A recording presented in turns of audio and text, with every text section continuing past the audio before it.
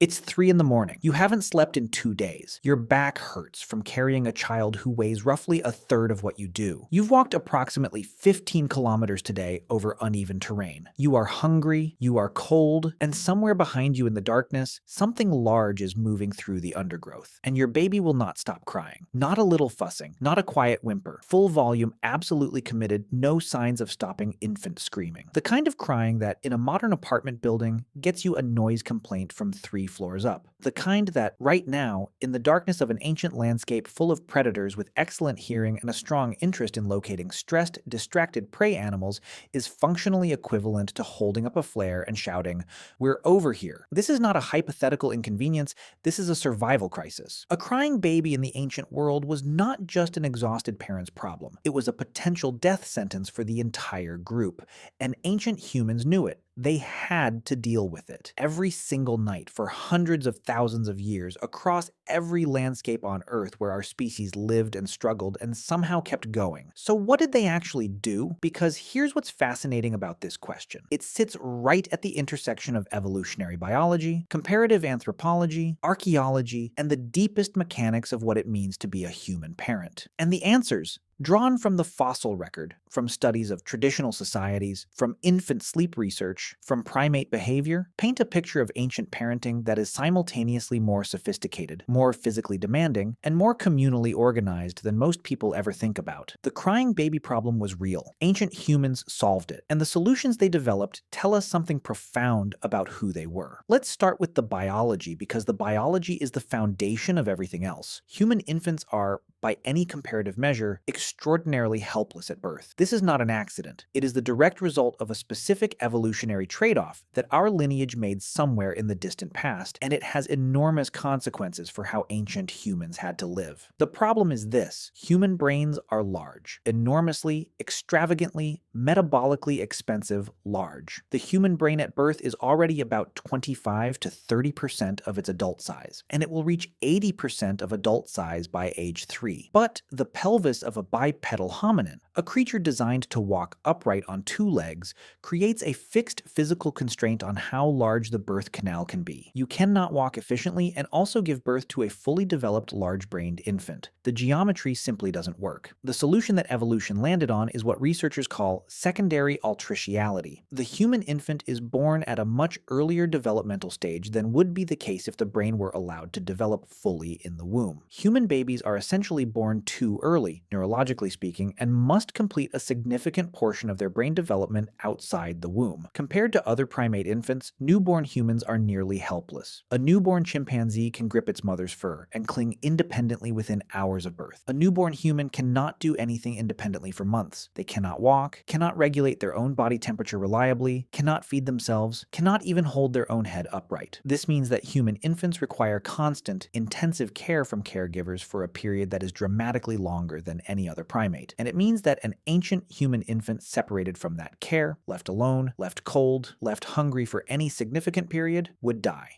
Not eventually, quickly. From the infant's perspective, proximity to a caregiver is not a preference. It is a survival imperative, and the crying is the biological mechanism through which the infant enforces that imperative. It is an alarm system, refined by millions of years of evolution, designed to be maximally difficult to ignore. The acoustic properties of infant crying, the specific frequency, the pattern of escalation, the way it cuts through ambient noise, are specifically calibrated to trigger stress responses in adult humans. You are not imagining it. When you say infant crying is impossible to tune out, you are biologically correct. It is literally designed that way. Ancient human parents were not dealing with crying babies despite their best efforts. They were dealing with a biological alarm system that was doing exactly what it evolved to do, making itself impossible to ignore until a caregiver responded. So how did they respond? What were the actual strategies? The first and most fundamental answer is continuous physical contact. And this is so different from the default approach to infant care in most modern Western societies that it's worth sitting with for a moment. In contemporary hunter-gatherer societies, which represent our best living window into how ancient humans may have organized their daily lives, infants are almost never put down. From birth, infants are carried continuously, held against the body of a caregiver for the majority of their waking and sleeping hours, not in a mechanical carrier strapped to a piece of equipment, on a human body, in arms, against a chest, on a back, nestled against a hip. Among the Kung San of southern Africa, one of the most extensively studied contemporary hunter-gatherer groups, infants are in physical contact with a caregiver for approximately 70 to 80% of daylight hours and sleep in direct contact with the mother at night. Systematic observations of infant care across multiple hunter-gatherer societies, the AKA of Central Africa, the Hadza of Tanzania, the Ake of Paraguay, the Agta of the Philippines, show the same basic pattern. Infants are held, carried, and kept in physical contact with caregivers to a degree that is simply not typical in most modern industrialized societies. And here is the critical point. Infants in these societies cry dramatically less than infants in societies where babies are routinely put down in separate sleeping spaces and left to manage periods of non-contact. Research comparing infant crying rates across cultures consistently finds that infants in high-contact societies cry significantly less, some studies suggest by as much as 50%, than infants in low-contact societies. This is not a coincidence. Physical contact with a caregiver regulates infant physiology in profound ways. It stabilizes body temperature, it regulates heart rate and breathing, it triggers the release of oxytocin, which reduces stress hormones. It provides the rhythmic movement from the caregiver's breathing, from the subtle motion of being carried, that mimics the uterine environment the infant has just left. A carried baby is a physiologically calm baby. A physiologically calm baby does not cry. This was not parenting philosophy for ancient humans. It was survival strategy. Let's talk about carrying technology, because this is one of those areas where the archaeological evidence offers fascinating hints. We don't have preserved baby carriers from the ancient world. Organic materials don't survive hundreds of thousands of years, but we have indirect evidence that strongly suggests ancient humans were using some form of carrying device from a very early point in our species' history. The argument goes like this. The same evidence that tells us ancient humans were making and wearing clothing, the bone needles, the hide-scraping tools, the sinew thread, also tells us they had the technological capacity to make soft carriers. And the biomechanics of carrying an infant over long distances on the kind of daily travel that mobile hunter-gatherer groups undertake essentially require some kind of hands-free carrying solution. You cannot carry an infant in your arms all day and also carry food, water, tools, and everything else you need to survive. And you certainly cannot carry an infant in your arms all day and also use those arms to process food, make fire, build shelter, and do every other task that daily survival in the ancient world required. A soft carrier, a simple sling of hide or plant fiber that wraps around the body and secures the infant against the caregiver's torso, is one of the simplest and most functional technologies imaginable. Virtually every traditional culture on Earth independently developed some version of it. The specific form varies enormously, but the function is universal. Keep the infant in contact with a caregiver's body while freeing the caregiver's hands. Given that ancient humans had the materials, the sewing technology, and the obvious functional need,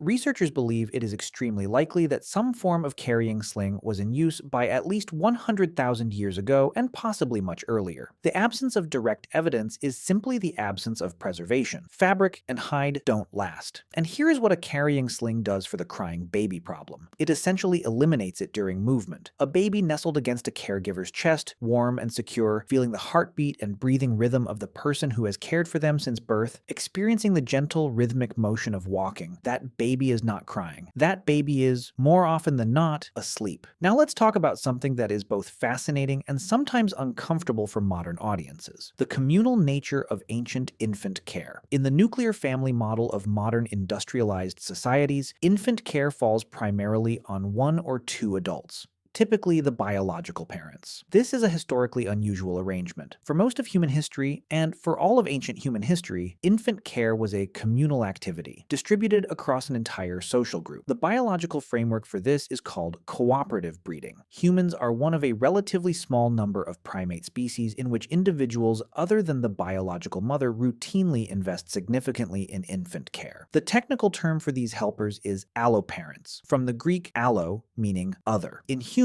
alloparenting is not occasional, or exceptional. It is fundamental to how our species reproduces, and this matters enormously for the crying baby problem, because a single caregiver, no matter how devoted, will eventually exhaust their physical and cognitive resources. Sleep deprivation alone, after 2 or 3 days without adequate rest, begins to meaningfully impair judgment and reaction time. A single mother on her own, managing a crying infant through consecutive sleepless nights in a landscape full of predators, is a mother whose survival is in jeopardy. A group of 8 to 15 adults, among whom infant care is shared, where the infant can be passed to a grandmother while the mother sleeps, to an aunt while the mother gathers food, to an older sibling while the mother processes a hide, is a completely different equation. The infant's needs are continuously met. No single caregiver reaches the point of dangerous exhaustion. The crying, which might overwhelm a single exhausted parent, is managed across a network of caregivers, each of whom can take a turn and then rest. Research on the AKA people of Central Africa, a group often cited in discussions of ancient-style infant care because of their notably high levels of paternal involvement and communal childcare, has documented infants being held or cared for by an average of 7 to 8 different individuals per day. 7 to 8 different people taking turns with one infant in a single day. That is a fundamentally different structure of care from the one most modern parents experience. For ancient humans, this communal structure wasn't a luxury, it was a necessity. The human infant's extraordinary helplessness and long dependency period literally required a community to manage. This is one of the reasons many researchers believe that the evolution of cooperative breeding in our lineage is directly connected to our species' remarkable cognitive development, because raising a large-brained, long-dependent infant required the kind of extensive social cooperation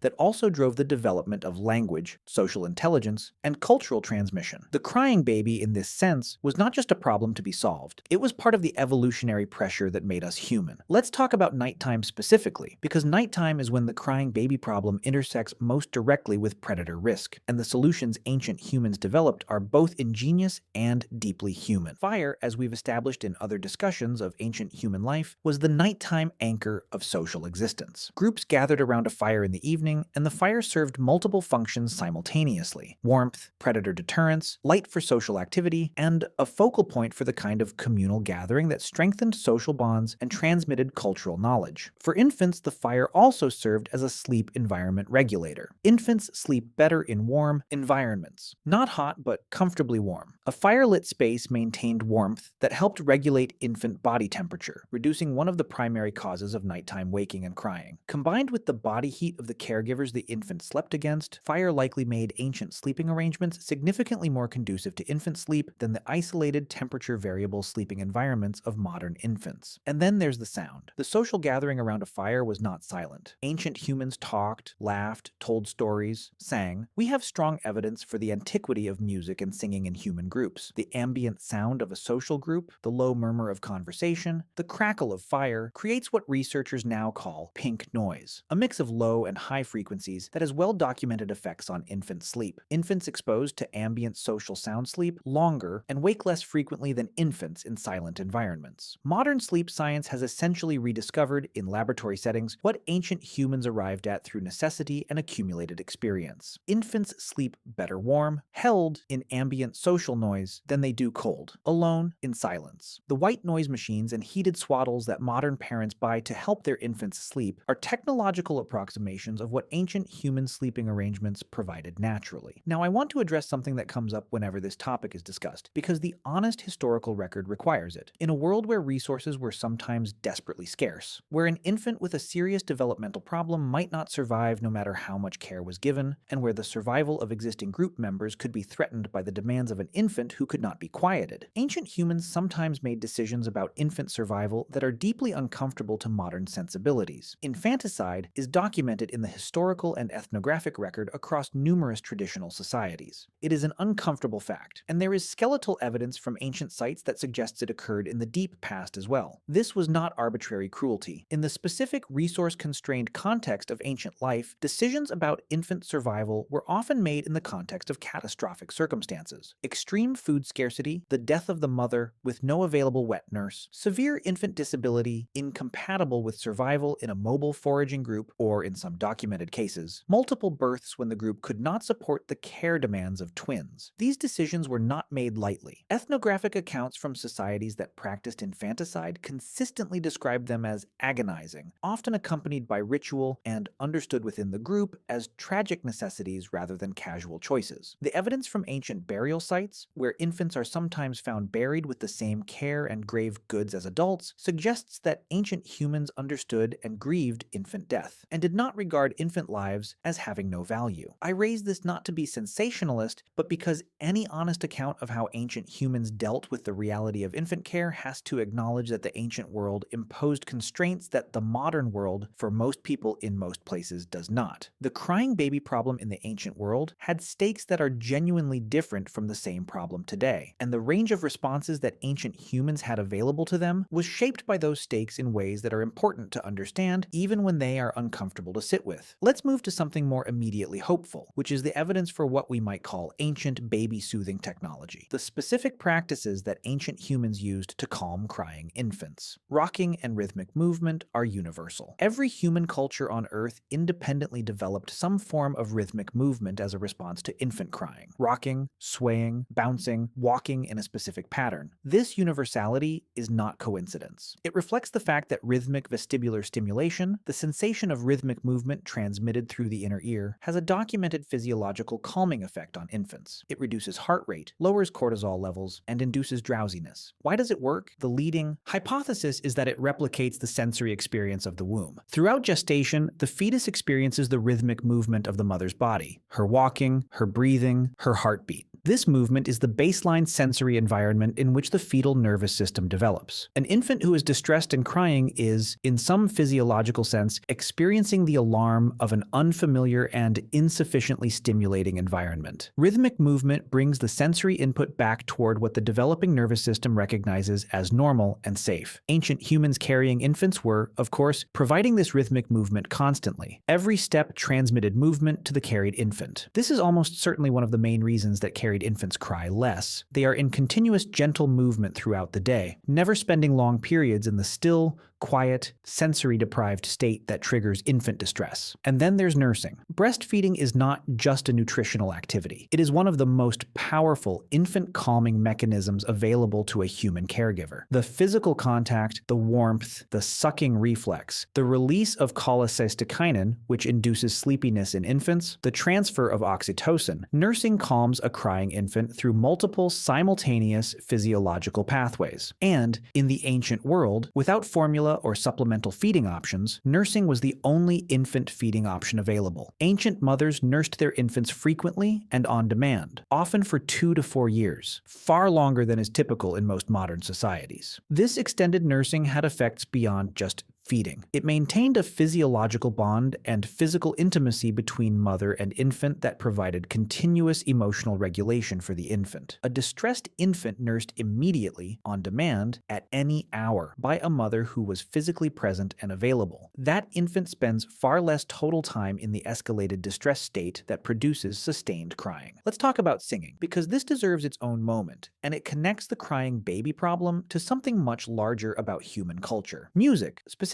song, appears to be as old as language and human culture. The same vocal apparatus that allows speech allows singing, and the evidence for intentional music making in ancient human societies goes back tens of thousands of years, in the form of bone flutes found at sites across Europe dating to at least 40,000 years ago, and likely far earlier in forms that didn't preserve in the archaeological record. Infant-directed song, what we now call lullabies, is universal. Every human culture on Earth has them, and they share remarkable structural similarities across cultures that have had no historical contact. A tempo that approximates a slow, resting heart rate, a pitch range slightly higher than normal speaking voice, a rhythmic pattern with gentle, predictable repetition, and lyrics that are typically simple and emotionally warm. These features are not arbitrary. They exploit the same neurological mechanisms as rocking: slow, predictable, rhythmic sensory input that calms an activated nervous system and induces drowsiness. A lullaby is a sound-based equivalent of being gently rocked. A rhythmic, warm, predictable signal that tells the infant's nervous system that the environment is safe and the caregiver is present. Ancient humans sang to their babies. We know this not because we have recordings, but because the behavior is so universal, so structurally consistent, and so clearly functional that it almost certainly predates our species. Some researchers have proposed that infant-directed song, the lullaby, may actually be older than modern language itself, a form of vocal communication that developed in the service of infant care before the the full flowering of symbolic speech. If that's right, then the first songs humans ever sang were sung in the dark, to crying babies, by exhausted parents who needed the crying to stop before something in the darkness hurt it. Music began as a survival technology. That is, honestly, one of the most extraordinary things about being human. Let me pull all of this together by coming back to where we started. 3 in the morning, ancient landscape, baby crying.